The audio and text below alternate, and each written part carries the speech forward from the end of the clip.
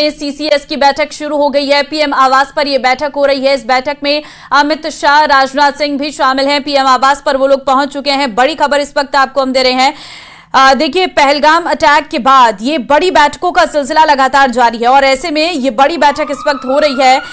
CCS की ये बैठक है। पहलगाम हमले के बाद ये दूसरी बड़ी बैठक है सीसीएस की। इससे पहले जब बैठक हुई थी तो उसमें कई बड़े निर्णय लिए गए थे। अब आज की इस बैठक के बाद क्या निर्णय लिया जाता है, इस पर सभी की नजरें रहने वाली है। पहलगाम हमले के बाद आज की बड़ी बैठक रहने वाली है। आपको बता दें, इसके बाद एक और बड़ी बैठक है। आज 3 बड़ी बैठकें हैं। इसके बाद कैबिनेट कमेटी की बैठक होने वाली है, उसमें भी पीएम शामिल रहने वाले हैं। देखिए, ये बड़ी बैठकों का सिलसिला लगातार जारी है और ऐसे में आज ये हाई लेवल 3 बड़ी बैठकें हैं। सबसे पहले तो आज प्रधानमंत्री आवास पर ये सीसीएस यानी कि कैबिनेट कमेटी ऑन सिक्योरिटी की बैठक शुरू हो गई है। इसके बाद cabinet committee on economy affairs के मेंबर मिलेंगे और पीएम की अध्यक्षता में आज कैबिनेट की बैठक भी होने वाली है। विदेश सचिव विक्रम मिश्री ने इसकी जानकारी मीडिया के लोगों को दी थी। तो बड़े फैसले के बाद उसके बाद एलओसी पर जम्मू कश्मीर पे सेना और अर्धसैनिक बलों की तरफ से तमाम जो कॉम्बिंग ऑपरेशन है, आतंकियों के खिलाफ कार्रवाई होती है, वो लगातार जारी है। लेकिन बैठकों का दौर भी इधर लगातार जारी है। कैबिनेट कमेटी ऑन सिक्योरिटी की बैठक के बाद 24 तारीख को यानी 24 अप्रैल को 2 महत्वपूर्ण घटनाक्रम होता है। एक ये कि विदेश मंत्रालय ने 24 से 30 देशों के बड़े देशों के राजनयिकों को विदेश मंत्रालय में बुलाया और उन्हें पहलगाम आतंकी हमले की जानकारी दी और ये बताया कि कैसे पहलगाम आतंकी हमले का क्रॉस बॉर्डर लिंकेज है पाकिस्तान से।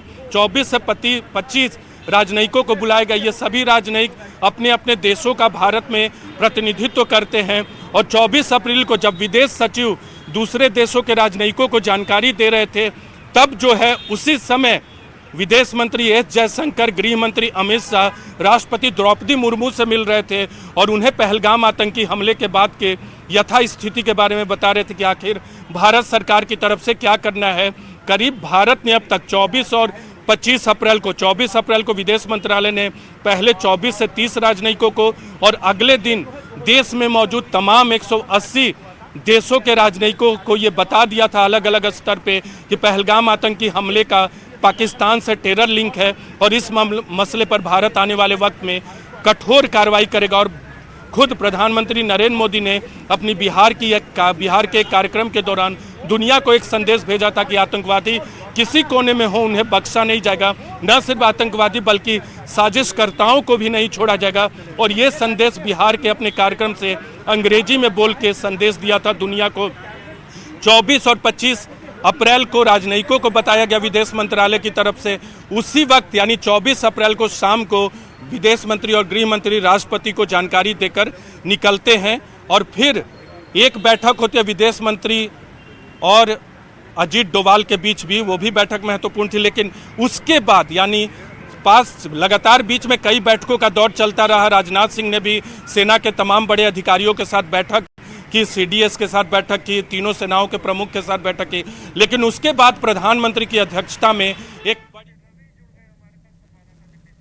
रवि संवाददाता दिल्ली से इस वक्त अधिक जानकारी के साथ हमारे साथ जुड़ चुके हैं। रवि, सबसे पहले तो अपडेट लेना चाहेंगे क्योंकि बैठक शुरू हो गई है और इस बैठक के कई मायने हैं, क्योंकि इससे पहले जब ये बैठक हुई थी तो कई बड़े निर्णय लिए गए थे। बिल्कुल बिल्कुल, देखिए क्योंकि जब सीसीएस